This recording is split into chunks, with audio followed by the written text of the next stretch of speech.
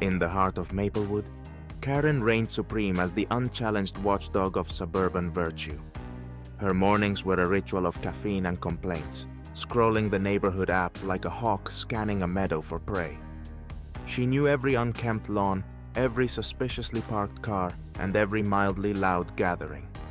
But this time, her crusade had taken a wild turn, straight into the backyard of the eccentric animal lovers at number 23. The offenders were Marla and Dave, a quirky couple whose yard was a symphony of chirps and squeaks.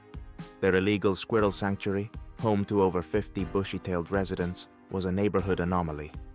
While some saw charm, Karen saw chaos. To her, it was a biohazard masquerading as a woodland utopia. "Unregulated wildlife," she hissed over her second coffee of the day. "Not on my watch." Karen took action the way she always did, with precision and a spreadsheet. Anonymously, of course. Her complaint to the city was a masterpiece of passive-aggressive legalese. Disturbing squirrel chatter, uncontrolled rodent droppings, and threat of rabies transmission. Within 48 hours, the bureaucratic machine roared to life, and on a sunny Wednesday morning, the city inspector arrived. Chaos unfolded as if scripted for a reality TV show. The inspector, clipboard in hand, stared incredulously at a squirrel perched on Marla's shoulder. Dave attempted a desperate defense. "These are rehabilitated animals. They're practically family." The inspector's face remained granite as he scribbled furiously. Within hours, a van from animal control pulled up, and the sanctuary's residents were loaded into crates, their chirps echoing like a tiny protest march. Karen watched the scene from her window, a satisfied smirk playing on her lips. She cradled her coffee mug like a trophy, feeling the rush of justice served. "Finally," she murmured, as if she'd personally saved the town from a squirrel apocalypse. But as the last crate disappeared into the van, a neighbor's snide voice cut through her self-congratulation. "Hope you're ready for this to make the news." Karen shrugged it off, blissfully unaware that her small act of suburban warfare was about to trigger an avalanche far beyond her control. The story broke like a thunderstorm on every local news station. Marla and Dave, the teary-eyed shelter owners, stood before a cluster of microphones, clutching each other like shipwreck survivors. Behind them, a montage of scampering squirrels played on repeat, the perfect backdrop for their emotional plea. "They're not just animals, they're family. Please, help us save them." Across town, in a penthouse that looked more like a spaceship than a home, Robert Kingsley was glued to his 85-inch OLED screen. A tech billionaire and master of the dramatic gesture, he adjusted the red MAGA cap perched atop his meticulously styled silver hair. His jaw clenched as the reporter signed off with, "And all because of a single anonymous complaint." "Unbelievable," he muttered, pacing the room with the intensity of a general plotting a campaign. Karen's meddling wasn't just petty. It was the kind of bureaucratic nonsense he loathed. It wasn't just about squirrels now. To Robert, this was about freedom, principle, and frankly sticking it to people like Karen. He snatched his phone off the marble counter and barked into it. "Get me the PR team, now!" Within minutes, his living room was buzzing with calls and video conferences. "We're saving those squirrels," he declared, pointing dramatically at the screen. "Contact the shelter owners. Tell them money isn't an issue, and they'd better start drawing up blueprints for a sanctuary. This is going to be big." The next morning, Maplewood woke up to a sight they'd never forget. Robert's Tesla Cybertruck rolled into town like a spaceship from another dimension, cameras flashing as he stepped out, MAGA-Capped glowing in the sun. He strode up to Marla and Dave, whose jaws collectively dropped. "Here's a check for $10 million, Robert said, thrusting it into their hands. "Let's make this the finest squirrel sanctuary in the country."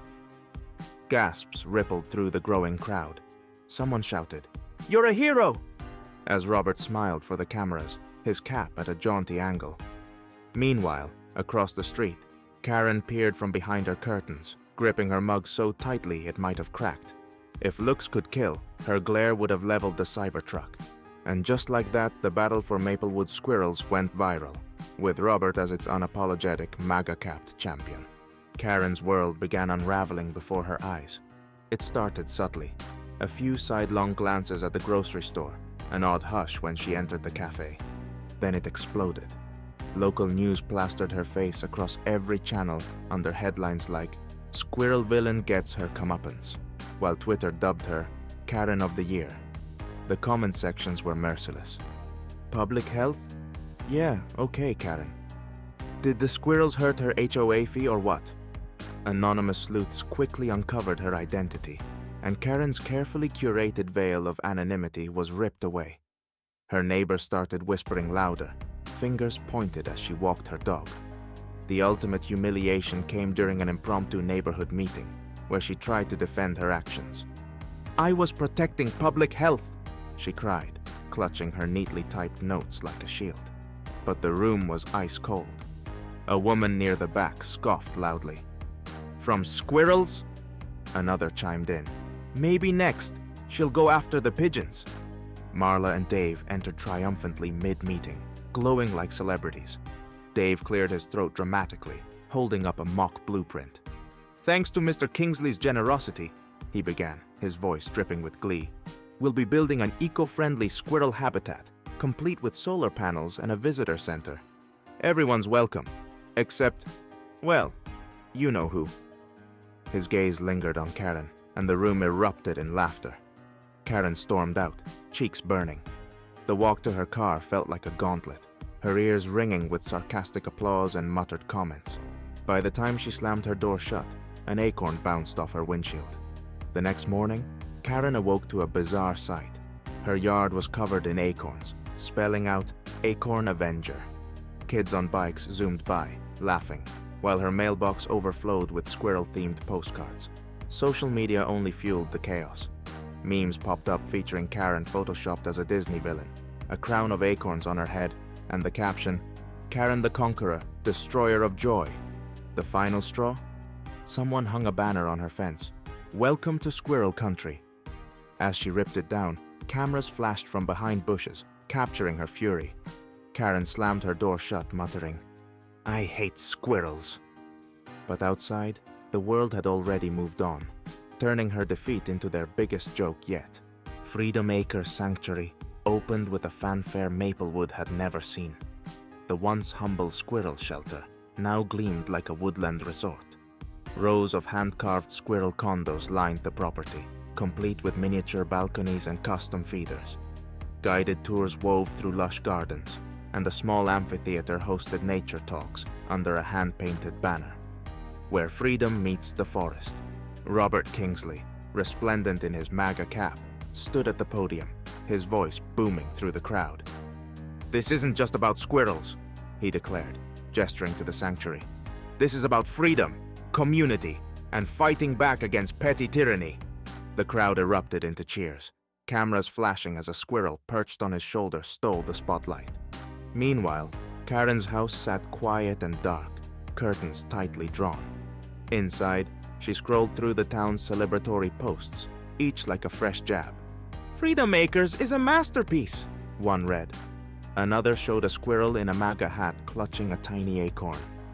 "Oh, come on," Karen groaned, chucking her phone onto the couch. Her once immaculate lawn was now overrun with dandelions, an unspoken symbol of her decline. Weeks passed, and the storm around Karen slowly quieted. Curious whispers faded to polite indifference, and life returned to its suburban normalcy.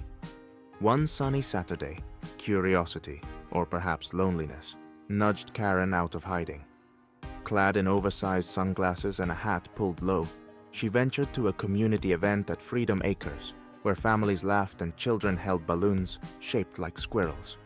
Marla and Dave stood near the main stage, glowing as they shook hands with Kingsley. Karen hesitated, then mustered her courage and shuffled over. Her voice trembled. I misjudged you," she said, extending a shaky hand. The couple exchanged a glance. Marla's smile was thin but genuine as she clasped Karen's hand. "It's water under the bridge. Thank you for saying that." From high above, a chittering squirrel perched on a branch seemed to watch Karen's retreat, its tiny paw clutching an acorn. It tilted its head, as if mocking her. Karen paused, sighing heavily. "Of course," she muttered under her breath. Behind her, the sanctuary buzzed with joy, a reminder that sometimes the underdog wins. even if it has a tail.